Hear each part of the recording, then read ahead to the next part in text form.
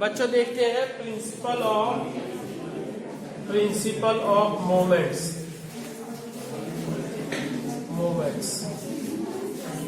ठीक है,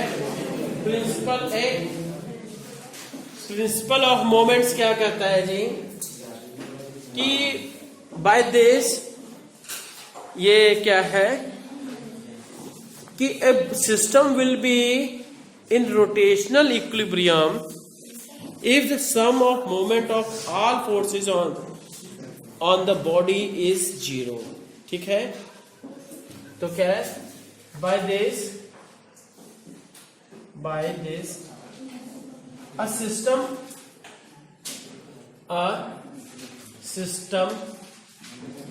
will be at rotational equilibrium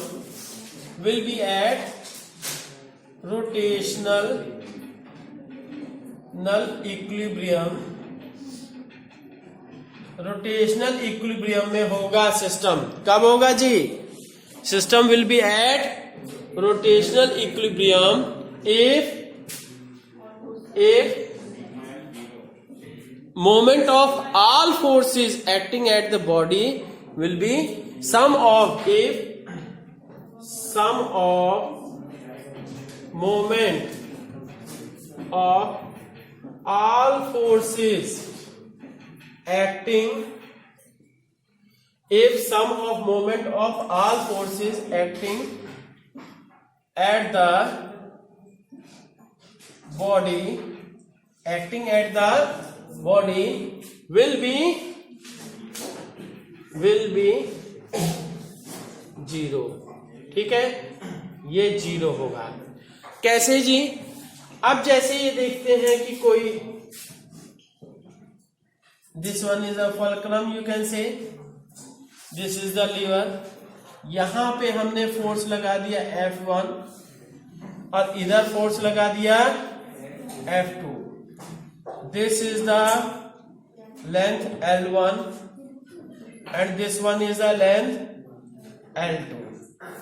ठीक है, जैसे क्या है स्केल के, ये मान लीजिए स्केल है, स्केल के साथ भी आप ऐसा एक्सपेरिमेंट कर सकते हो। ठीक है, तो अब क्या है कि नाउ इसके कारण, इस फोर्स के कारण से क्या होगा? Body will try to rotate in this situation, मतलब एंटी क्लॉकवाइज की clockwise, anti clockwise, and due to this the body will be able to, ये क्या है, रोटेट इन क्लॉकवाइज डायरेक्शन। अब आपको पता होना चाहिए कि सिंह ये anti clockwise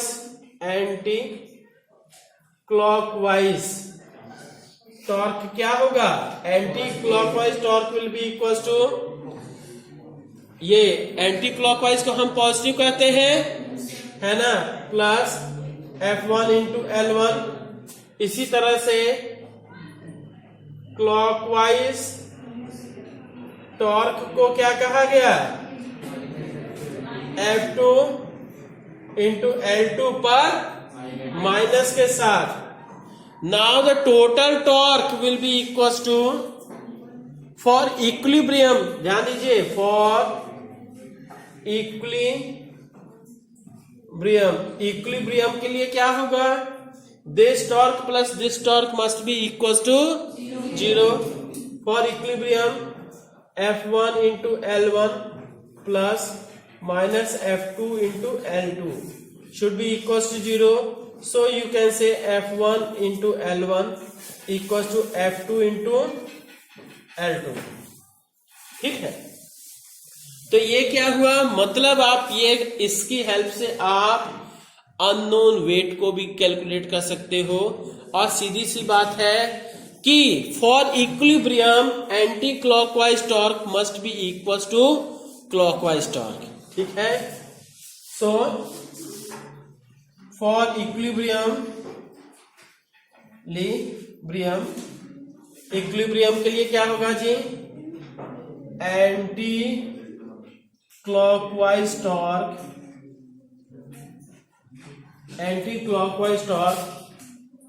must be equal to anti clockwise torque must be equal to clockwise torque.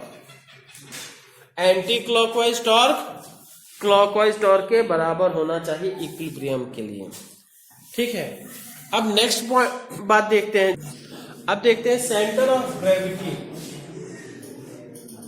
Centre of gravity, और बच्चों ये centre of gravity is the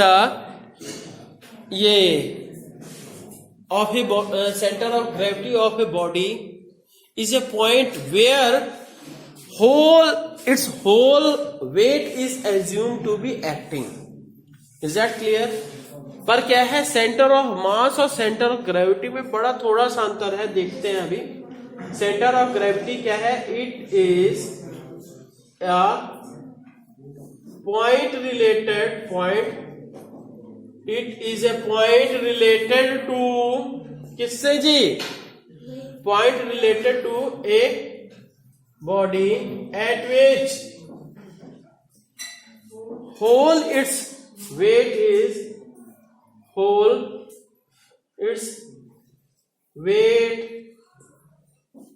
is assumed to be acting। इसके ऊपर पूरा वेट एक्ट हो रहा है।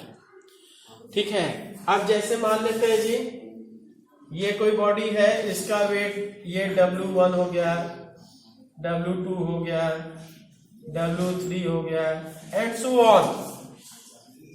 किसी बॉडी में बहुत सारे पार्टिकल्स हैं, है ना, सभी का ऐसे। तो इसका क्या है, इसका सेंटर ऑफ ग्रेविटी ये होगा क्या जी, this will be the centre of gravity. तो इसके ऊपर टोटल वेट इसका एक्ट होता लगेगा। और अगर इस बॉडी को हम क्या है, इस तरह से को किसी पॉइंट से फिक्स कर दें, ठीक, तो क्या होगा, this body will remain stationery. जैसे कि अगर हम सेंटर ऑफ मास, जैसे मैंने सेंटर ऑफ मास के लिए बताया था, इसी तरह से पॉइंट क्या है, सेंटर ऑफ ग्रेविटी के ऊपर रख देंगे तो क्या होगा, वो वहां पे कांस्टेंट रहेगा। और इससे ये भी रिजल्ट कर सकते हो कि क्लॉकवाइज टॉर्क, क्योंकि ये रोटेशनल इक्विलिब्रियम में है, तो इसलिए clockwise torque will be equal to anti clockwise torque, and total torque acting at this body will be 0 about the centre of gravity. ठीक है, टोटल क्या नतीजा निकला जी, total torque about centre of gravity, total torque about centre of gravity will be 0, क्योंकि कुछ anti clockwise है, कुछ क्लॉकवाइज है, और टोटल सम 0 हो गया है। इसका यूज बच्चों आप सभी क्या है वो करो, मतलब किसमें, थ्योरम ऑफ पैरेलल एक्सिस या परपेंडिकुलर एक्सिस में, पैरेलल एक्सिस के डेरिवेशन में करो। और दूसरी चीज क्या हो गया कि नेक्स्ट हम बात करते हैं क्या जी, कि सेंटर ऑफ ग्रेविटी और सेंटर ऑफ मास दो, वैसे तो नॉर्मली क्या है, centre for small objects, centre of gravity and centre of mass coincide, but whenever the center of gravity, जैसे जैसे हाइट बढ़ती है, centre of acceleration due to gravity decrease होती है। तो for large object, huge objects, as the acceleration due to gravity, then the center of mass and center of gravity will be separate। ठीक है, हाँ, तो क्या जी, इन समझ में आए कि नहीं, in general center of mass and center of gravity coincide, दोनों कोइंसाइड करते हैं, बट ठीक, for use objects, ठीक, where the acceleration due to gravity differs, for which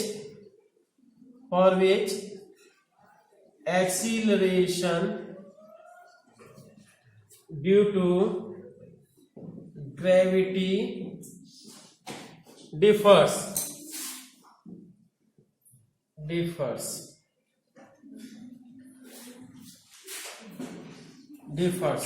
तो क्या होगा जी? Then where the acceleration due to gravity differs, then the center of mass will be different from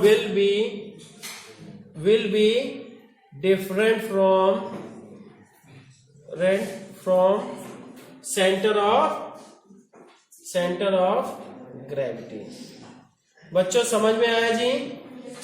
अगर क्या है, एक्सीलरेशन ड्यू टू ग्रेविटी बड़ी objects के लिए अगर चेंज हो जाता है, क्योंकि जैसे जैसे हाइट पे जाते हैं तो एक्सीलरेशन ड्यू टू ग्रेविटी कम होता जाता है, और रिजल्ट क्या निकलता है जी?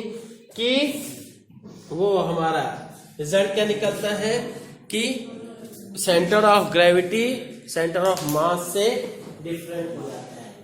ठीक है बच्चों? ठीक, तो okay, thank you. Now let us see the equations of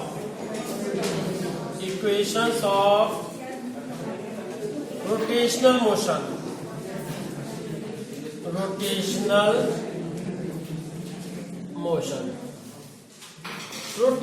motion की इक्वेशंस क्या है? ठीक, अब ये कैसे, देखिए यहाँ बकायदा क्या डेरिवेशन भी है, पर हम सिंपलेस्ट तरीके से करेंगे, क्योंकि आपको इसका डेरिवेशन है, इसका क्या है, एप्लीकेशन आता है, न्यूमेरिकल्स इससे रिलेटेड आते हैं। ठीक, आपको पता है, we know equations of motion क्या है? ठीक, v equals to u plus at, s equals to ut plus half at square, and v square equals to u square plus us।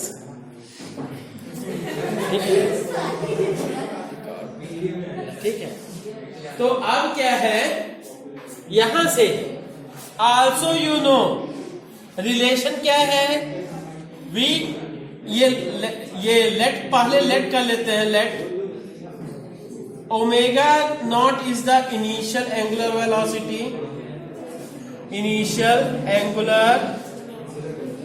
Velocity. दूसरी चीज क्या जी, ओमेगा क्या है, फाइनल एंगुलर वेलोसिटी, और फिर अल्फा क्या हुआ, alpha is the angular acceleration,